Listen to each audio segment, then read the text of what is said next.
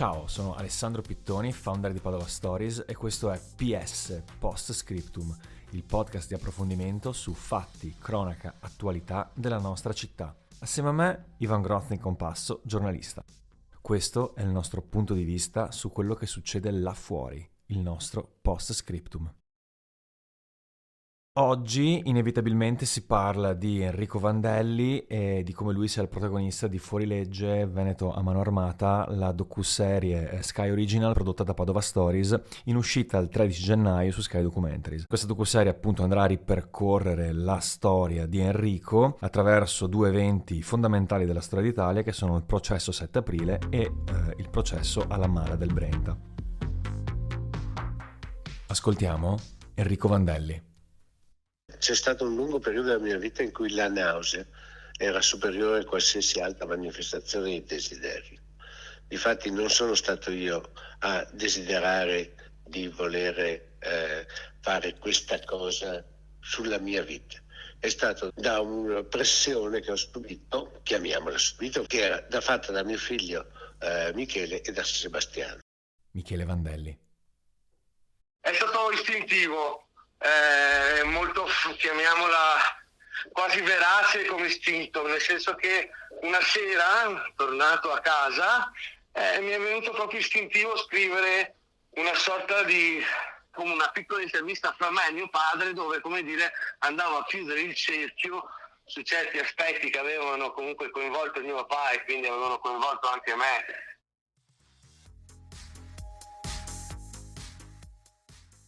Ora qui con me Ivan, io ad Ivan partirei subito chiedendogli come mai secondo lui la storia di Enrico Vandelli è unica nel suo genere e se ce la può riassumere Ivan in qualche modo, cercando di capire come sia possibile che lui, stando a Padova, si sia trovato comunque in mezzo a 2 pagine di storia nazionale. Quella di Enrico Vandelli è la parabola di un antieroe, uno che passa dall'ideale al denaro con inevitabili conseguenze, mi verrebbe da dire. È una storia straordinariamente interessante, affascinante, anche se sono passati davvero tanti anni, o forse proprio perché sono passati tanti anni, perché Enrico Vandelli si trova a difendere 54 imputati in quello che viene nominato il processo 7 aprile, il processo all'autonomia. 7 aprile è una data che ha segnato la storia di Padova, e non solo, perché il 7 aprile del 1979 centinaia di persone vengono arrestate, vengono rinchiuse, portate via dalle loro case. La maggioranza di loro sono studenti molto molto giovani, e lì comincia per loro un iter processuale che durerà anni e che vedrà persone carcerate, in un momento in cui le leggi speciali sono all'ordine del giorno, visto che si arriva dopo il rapimento e la morte di Aldo Moro, e quindi evidentemente tutte queste giovani persone subiscono, diciamo, quella che è l'onda d'urto di quell'evento drammatico. Ma naturalmente non possiamo raccontare tutto noi in pochi minuti. Nel film invece c'è la possibilità di affrontare quella pagina di storia, perché soprattutto nella prima puntata si affronta in maniera molto approfondita quello che è tutto l'iter giudiziario del quale è protagonista Vandelli. Vandelli è il compagno avvocato. Ma senti Ivan, e per quello che concerne invece il mondo della Mala del Brenta, Enrico a un certo momento entra in contatto con Felice Maniero, ne diventa l'avvocato, e nella docuserie andiamo anche a ripercorrere quella che è stata la sua parabola. Assolutamente, la parabola di Enrico Vandelli nasce con al picco più alto, diciamo, proprio in quel processo che comincia comunque soltanto nell'83, il processo all'autonomia. Quindi questo ci dice che ci sono tante storie di persone che evidentemente a fronte di una situazione del genere scelgono la latitanza, che non è una vacanza. Quindi Vandelli, che porta avanti questo processo e lo porta a compimento nel migliore dei modi. A quel punto lui, che ha una visibilità fortissima, perché il processo 7 aprile è il processo del secolo in quel momento, e a quel punto là attira l'attenzione anche di tutti coloro che hanno bisogno di un bravo avvocato. E chi se non Felicetto Maniero ha bisogno di essere difeso nel migliore dei modi? Ed è una storia, secondo me, che dice anche tanto di quello che siamo, nel senso, il processo agli autonomi, anche secondo Amnesty International, secondo osservatori dei diritti umani, è stato un processo che si è svolto in violazione dello Stato di diritto. Il fatto appunto di aver tenuto persone in carcere per anni senza un giudizio, insomma, è già un'indicazione. Poi insomma si parla anche di altre cose che emergono comunque nel film, quindi noi non le anticipiamo e fanno parte della storia del nostro paese. Però un aspetto secondo me importante dal punto di vista storico e comunque ed è anche forse la contraddizione più forte che emerge, è che lo Stato italiano ha trattato questi centinaia di giovani come dei criminali, senza ascoltarli, persone che non si sono pentite né di ciò che non avevano fatto. Nota bene che Tony Negri è stato accusato di essere uno dei mandanti del rapimento di Aldo Moro, di essere addirittura uno dei telefonisti e così via delle BR, mentre invece insomma poi dopo si scoprì non essere assolutamente vero. Non hanno ritrattato, insomma non si sono pentiti né di quello che hanno fatto né di quello che non hanno fatto, forti di un ideale comune, di un sogno che avevano insieme, mentre invece Maniero, nel momento in cui poi dopo tratta con lo Stato, tradisce tutti, anche il suo avvocato, perché appunto per Vandelli comincerà poi dopo la fase del declino, diciamo, peggiore, e la fase anche più difficile della sua vita. Maniero non si fa problemi a tradire tutto e tutti, e lo Stato crede a un personaggio di questo tipo. Ecco, questo è uno spunto importante perché ci dice molto di come cambia anche la giustizia in Italia con l'introduzione dell'elemento pentitismo.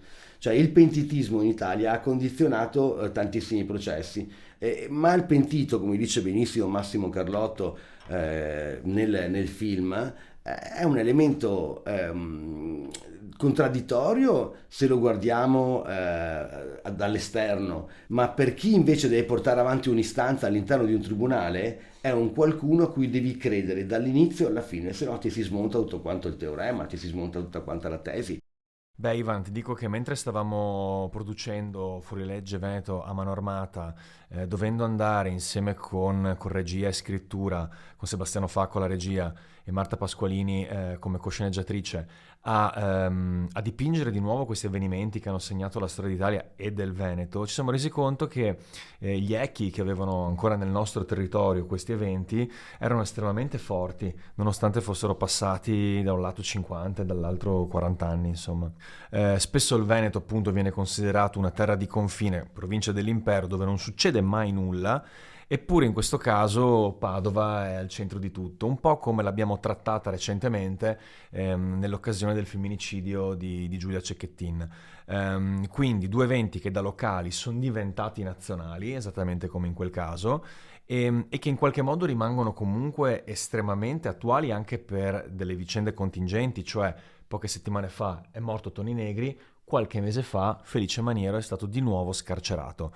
In che senso quindi il territorio e queste contingenze che rendono attuali di nuovo questi avvenimenti possono creare un nuovo eco oggi anche per le generazioni che non sanno nulla di questi avvenimenti?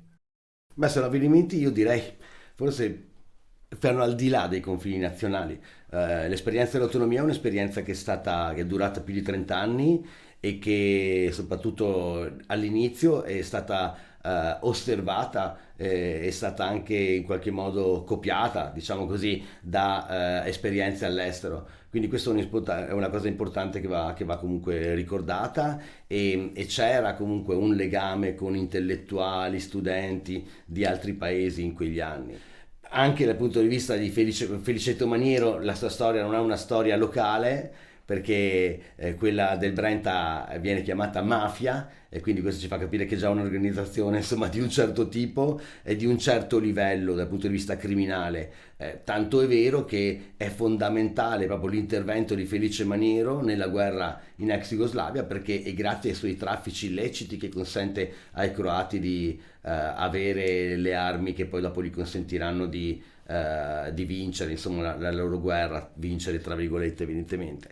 Quindi sì, sono vicende che travalicano altro che i confini, che hanno segnato anche dal punto di vista del costume, della cultura, non soltanto dei fatti di cronaca, la storia del nostro paese. Basti pensare al fatto appunto di come comunica Felice Maniero, che era una cosa che non si era mai vista, soprattutto quando si parla di malavitosi, oppure basti pensare tornando invece all'autonomia, all'eco che ha avuto la morte del professor Toni Negri. Il funerale si è svolto l'ultima settimana dell'anno a Parigi, e c'erano persone che sono arrivate da tutto quanto il mondo per salutarlo, naturalmente anche tantissimi padovani, però insomma persone da tutto il mondo, docenti universitari, filosofi. È importante quello che è il lascito di Negri dal punto di vista intellettuale.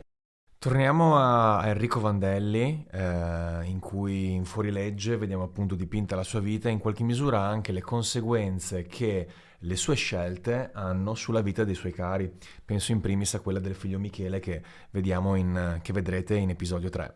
Abbiamo chiesto a loro cosa si aspettano che possa succedere a seguito dell'uscita di questa docuserie rispetto a quella che è forse anche mettere un punto o comunque una sottolineatura a quella che è stata la loro vita.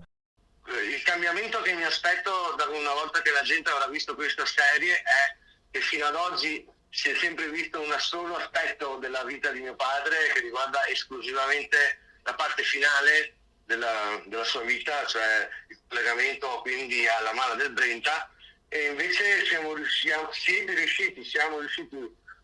come dire, a creare una storia all'interno di questa storia, e andando poi a sviluppare dei punti storici che secondo me a Padova sono essenziali, perché non c'è una memoria storica di certi avvenimenti, e abbiamo avuto la fortuna che insomma mio padre era presente a questi avvenimenti. Enrico Vandelli. Non mi aspetto assolutamente nulla, perché ormai non ho più desideri di sorta, in un certo senso. Non aspetto neanche una forma di riabilitazione, come qualcuno mi ha detto: ma l'hai fatto per una riabilitazione? No, assolutamente non c'è nessuna riabilitazione, nessuna voglia di riabilitarmi da parte mia. Io non mi aspetto nulla, se non che una pagina importante di storia venga portata a conoscenza di tutti quanti e non si faccia finta sempre che il Veneto non esiste. Ecco Ivan, secondo te quali possono essere le conseguenze dell'uscita di una docuserie di questo tipo nei confronti di un pubblico generalista o comunque delle nuove generazioni? Beh, sui giovani io credo la curiosità dovrebbe scattare immediata, perché per esempio io penso a un giovane che studia a Padova, anche che magari arriva da fuori, vedendo le immagini di com'era la Padova universitaria dei fine anni 70, insomma, si rende conto che tutto è cambiato, tutto si è trasformato, ed è sicuramente stimolante vedere anche com'era l'aggregazione, come si stava insieme una volta, e invece com'è cambiato oggi. È interessante sicuramente anche vedere com'era il ruolo dell'università all'interno proprio del dibattito politico, mentre oggi l'università è presente soltanto quando a parlare sono i professori, le grandi ricerche, eccetera, e invece hanno meno spazio gli studenti, ed è visto quasi come un fatto di routine che facciano delle manifestazioni, che protestino, e gli si è tolta, diciamo, in qualche modo quella che è invece quell'aurea che dovrebbero mantenere, perché sono coloro che domani poi dopo saranno la classe dirigente, che saranno gli adulti del domani. E poi sicuramente la figura di Vandelli è una figura che incuriosirà, perché ci sarà chi magari a digiuno di questioni storiche giudicherà soltanto l'uomo, ed è evidente che Vandelli fa degli errori, compie degli errori, ma che ha pagato tutti. Lui ha pagato molto più di Maniero, perché Maniero, tu dicevi prima che è uscito dal carcere da poco, ma Maniero per le vicende legate alla mala del Brenta non ha fatto un giorno di carcere. Ma siccome poi non si può fuggire da quello che si è, Maniero poi dopo invece pagherà col carcere altri comportamenti staccati, diciamo, dalla vicenda malavitosa, anche se poi dopo sottolineano il carattere, diciamo, e di una persona, insomma, è maniero per quanto si possa dire pentito, comunque uno che ha fatto uccidere un sacco di gente, sparire altrettanta e così via. Vandelli è quindi un antieroe, come dicevamo inizialmente, la sua parabola nasce appunto con l'ideale di essere colui che difende i compagni, tra virgolette, che vengono arrestati o che subiscono processi e per divenire poi il principe del foro, colui che difende il più grande malavitoso d'Italia in quel momento.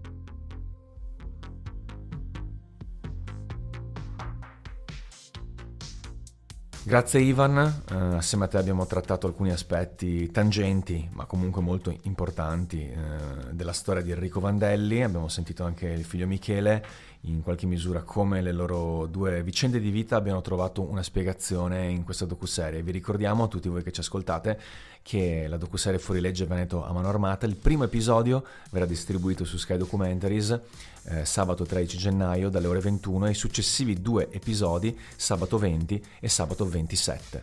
Ci farete poi sapere nei commenti se vi sono piaciute le puntate. Grazie mille e alla prossima puntata.